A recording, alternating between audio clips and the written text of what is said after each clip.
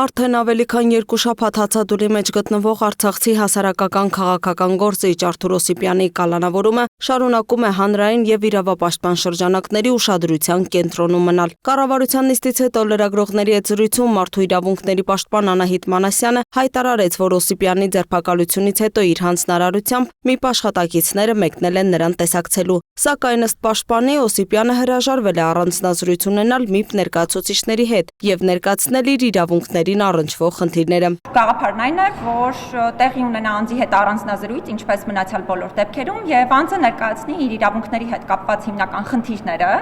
որպեսզի մենք նաեւ հնարավորություն ունենանք անձի հետ կապված հարցերով զբաղվել, քանի որ անձնական տվյալներ ենթադրող տեղեկատվության փոխանցում է սա ենթադրում եւ մի շարք այլ հանգամանքներ։ Մանասյանի խոսքով այս շաբաթ իր հանձնարարությամբ չհայտարարված մշտադիտարկման այց է իրականացվելն ու Բարաշեն քրեակատարողական հիմնարկ։ Այցի ընթացքում ուսումնասիրվել են կարանտինային բաժանմունքի պայմանները, նաև հացադուլ հայտարարած անձանց իրավունքների իրացման հետ կապված հարցերը։ Պաշտպանի ներկայացուցիչները հանդիպել են հացադուլ իրականացնող կալանավորված անձանց եւ փորձել տեղում արձանագրված խնդիրներին լուծումներ տալ։ Մի շարք խնդիրներ տեղում են ստացել իրենց լուծումները,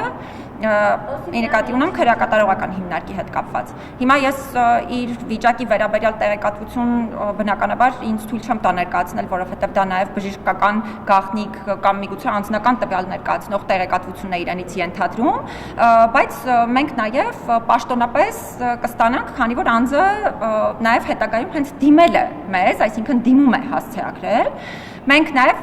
անձնական տվյալ ենթադրող տեղեկություններ կստանանք։ Հացադուլ հայտարարած անձանց առողջական վիճակի վերաբերյալ Անահիտ Մանասյանը հրաժարվեց մանրամասներ ներկայացնել, նշելով, որ խոսքը բժշկական գաղտնիք եւ անձնական տվյալներ պարունակող տեղեկատվության մասին է։ Լուսինե Գրիգորյան, Free News, Ազատ լուրեր։